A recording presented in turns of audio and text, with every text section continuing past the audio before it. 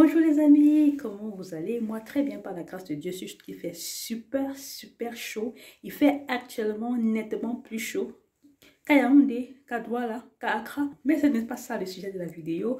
On va parler d'un sujet super intéressant. Et si il t'intéresse, retrouve-moi après le jingle. Youhou!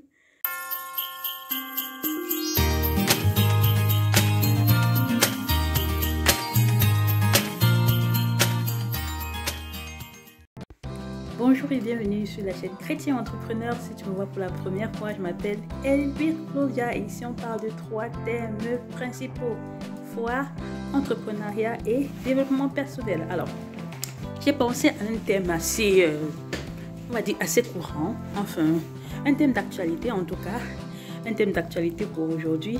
On va traiter la question de savoir si un chrétien peut ramasser de l'argent. Parce qu'avant d'entrer dans le sujet, je voudrais te raconter une histoire. Il s'agit de l'histoire de Sorel et Pélagie. Sorel et Pélagie vont à l'école et Sorel trouve par terre la somme de 200 000 francs. Pélagie voit Sorel ramasser de l'argent.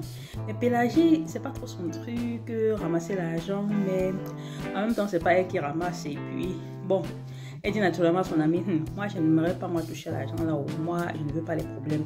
Si mes parents savaient que je vais ramasser de l'argent, que j'ai ramassé de l'argent, ça va me créer des problèmes. Sorel dit que, mais qui t'a d'abord donné, c'est mon argent que j'ai ramassé, donc toi quoi sur ça?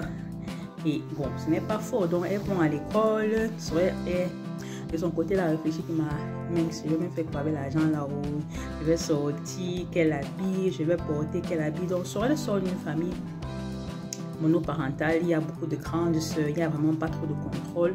Tandis que Pélagie, elle, c'est le genre, si elle se met à acheter des choses, en tout cas si elle ramène à la maison des choses étrangères très facilement, on va se rendre compte. Donc Pélagie, elle n'est pas pour, pourtant Sorel, elle aussi, elle sait que ses parents, elle sait que sa maman serait contre, mais elle ramasse quand même de l'argent. Elle ramasse les 200 000 francs. Le premier jour, elle va à l'école. Ils vont à l'école, elle rentre, ils ne font rien avec. Le deuxième jour, Sorel dit qu'elle va ramasser, elle veut aller acheter les habits avec cet argent. Elle va donc acheter les habits. Et pour aller acheter les habits, ce qu'elle fait, c'est que, puisque on sait que la sortie, c'est généralement à 15h30, elle va escalader les murs comme plusieurs lycéens le font. Faire la parenthèse à 13h30, parce qu'à 13h30, ils n'ont plus cours. Et elle dit à Pélagie qu'à 15h30, l'heure normalement de fermeture, elles vont se retrouver et rentrer à la maison comme d'habitude. Le plan est parfait. Sauf que à 15h30, Pélagie est déjà là. Elle attend Sorel, elle attend Sorel, elle attend Sorel. Sorel ne vient pas. 16h30, elle attend Sorel, Sorel ne vient pas. Elle rentre à la maison parce que plus elle perd le temps, plus également c'est elle-même qui va recevoir, qui sera peut-être grondée si elle ne rentre pas à temps. Donc elle rentre, elle décide donc de rentrer. Et voilà quoi. 17h30, 18h30, elle voit les frères deux des frères de Sorel viennent à la maison. Elle demande où est Sorel. Pélagie dit qu'elle ne sait pas, elle-même elle a attendu à la sortie des cours, elle ne l'a pas vu. On lui dit, mais vous n'étiez pas ensemble le matin? Elle dit oui, ils étaient ensemble le matin. En fait, elle avait aussi peur. Elle avait peur de devoir entrer dans les détails parce qu'elle ne voulait pas incriminer son ami. Elle ne voulait pas trahir, comme on dit souvent, nous. Comme on dit souvent en jargon, elle ne voulait pas en tout cas incriminer quelque chose, son ami de quelque chose. Et elle voulait en même temps se protéger. Tu n'étais pas avec elle le matin? J'étais avec elle le matin, mais après, elle est sortie. Elle est allée où? Là, elle est restée silencieuse. Mais est-ce qu'elle se rend compte que la chose est sérieuse parce qu'on la gronde, la menace, on me dit que mais Sorel n'est pas rentrée. Toi, tu es là, tu veux rester quoi? Tu ne veux rien dire, ça ne va pas. Elle dit qu'elle est allée au marché. Faire quoi au marché? Acheter les habits. Quels habits? Ah. Les habits que... Elle commence à te dire. Vous connaissez les adolescents de 15 ans, 16 ans. Les habits que...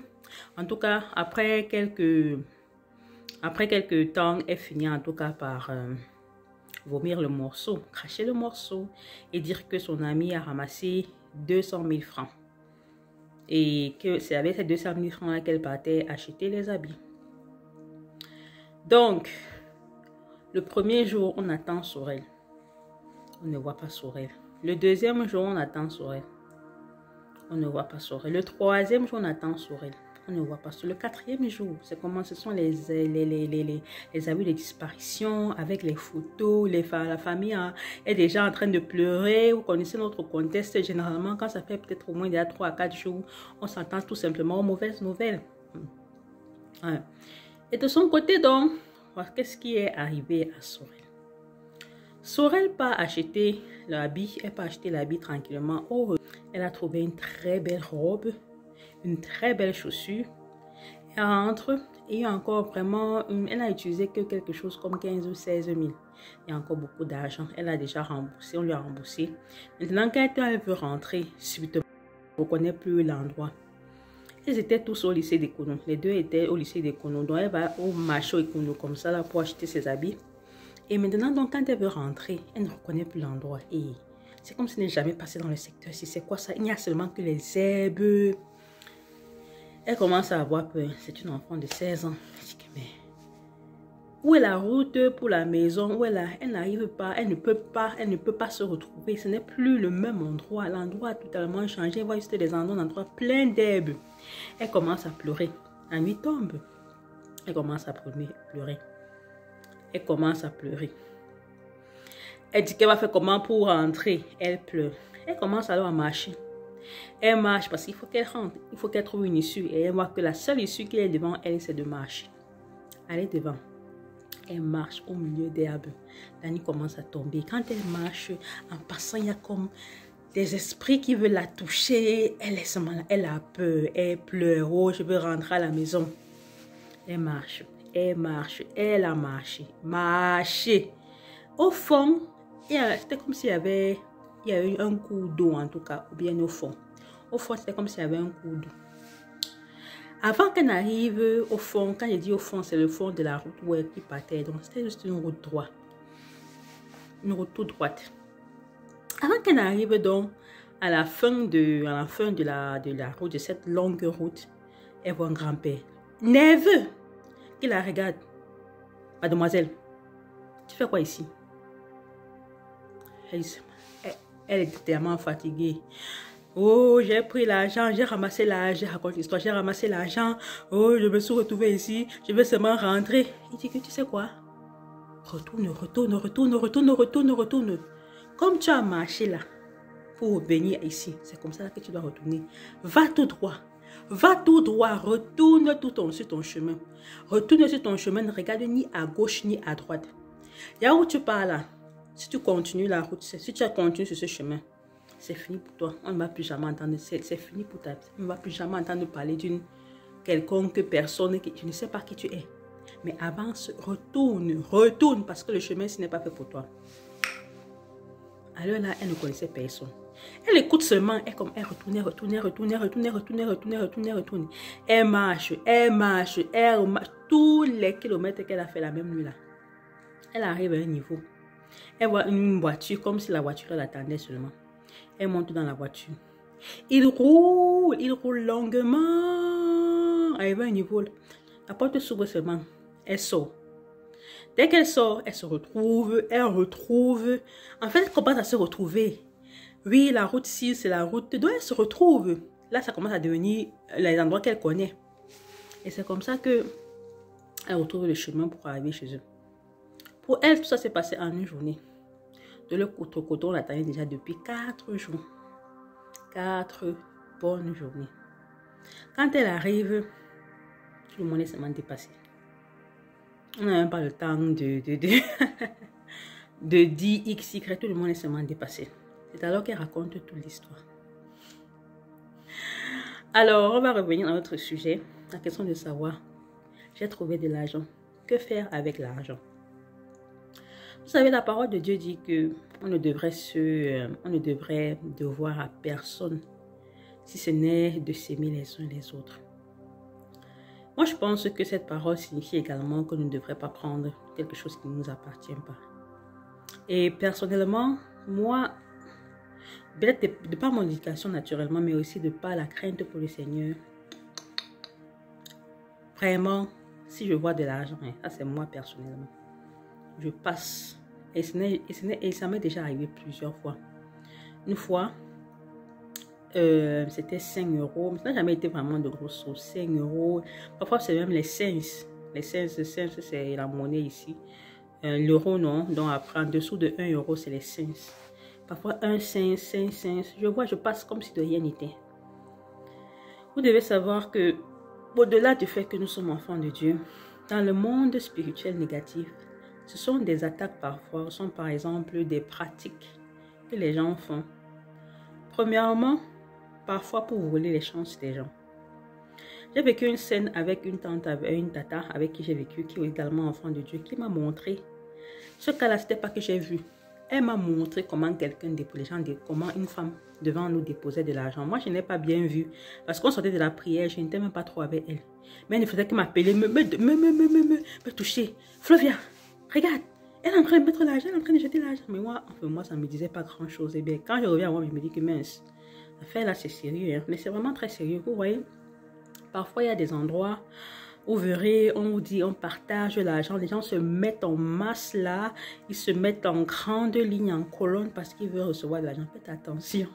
Cet argent, ce qui se passe, c'est que dans le monde spirituel, parfois, les grandes personnes de ce monde, pas tous, hein, certaines, les politiciens et les hommes d'affaires, je parle surtout des politiciens et des hommes d'affaires, quand ils ont besoin, par exemple, à l'approche des élections, d'avoir plus de votes, ou bien quand ils veulent prendre la chance des autres, ils prennent de l'argent, une grosse somme d'argent, ils font des incantations sur ça.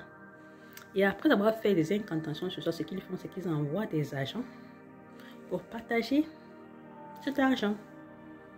Des agents pour partager cet argent. Et donc, si vous n'avez pas besoin forcément, si vous n'êtes pas, je sais pas trop, je voulais dire si vous n'avez pas une certaine présence d'esprit. Si pour vous, ce n'est pas important de cette petite valeur-là, c'est parce que j'appelle ça des petites valeurs. Chez nous, c'était un no-go. Je me rappelle qu'une maman, une fois, a fessé royalement ma petite soeur pour avoir pris, c'était quoi? Elle avait ramassé une fois un bonbon au sol. Elle n'a même pas sucé ce bonbon. Elle est partie montrer à ma maman. Elle a dit à ma maman, maman, j'ai vu ce bonbon au sol. Et ma maman, je ne sais pas pourquoi, mais elle a fessé royalement. J'ai jamais oublié cette scène et sincèrement pour moi, c'était jamais. Je ne vais jamais toucher. Moi, je n'aimais pas qu'on me tape pour rien et tout. Et pour vous dire que maintenant que vous ramassez, que vous avez, si vous voyez de l'argent, fuyez. Laissez cet argent. Ne dites pas comme plusieurs disent que si je ne prends pas, le prochain sur la route va prendre. Il va y prendre. Ce n'est pas votre problème. Parfois, en prenant quelque chose comme ça, vous avez signé la malchance dans toute votre vie. Oui, sincèrement, moi je vous dis particulièrement, n'écoutez pas ceux qui disent que oh, si vous prenez et que c'est le chiffre 2, c'est un chiffre du bonheur. Si vous prenez un chiffre, si vous trouvez un chiffre comme 500 000, c'est un mercredi, c'est le chiffre du bonheur. Et c'est ça. Si ce n'est pas vous, si ce n'est pas votre argent, ce que vous avez travaillé à la suite de votre fonds, ne touchez pas. Fuyez. Un conseil, ne touchez pas, je vous assure. Et donc, que faire si vous avez trouvé de l'argent? Que faire? Remettez. Remettez là où vous avez trouvé, laissez une autre personne prendre.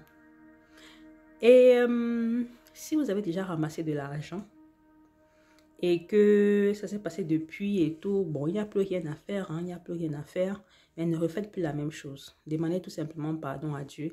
Demandez à Dieu de vous laver par son sang assez fort pour nous purifier de toute iniquité, mais surtout ne faites pas ça, ne refaites pas la même chose parce que le Seigneur pardonne les temps d'ignorance, mais aujourd'hui vous avez entendu cette parole qui vous dit de ne jamais ramasser de l'argent, de ne pas ramasser de l'argent qui ne vous appartient pas. Et donc, vous n'êtes plus comme celui qui ne savait pas. Donc, j'espère que cette vidéo vous a plu. Et si vous avez déjà fait une expérience dans ce sens, n'hésitez pas à le faire savoir dans les commentaires. N'hésitez pas à me dire ce que vous pensez sur le sujet. Je reste ouverte, ça c'est ma conviction personnelle, mais je reste ouverte à toute autre opinion sur le sujet.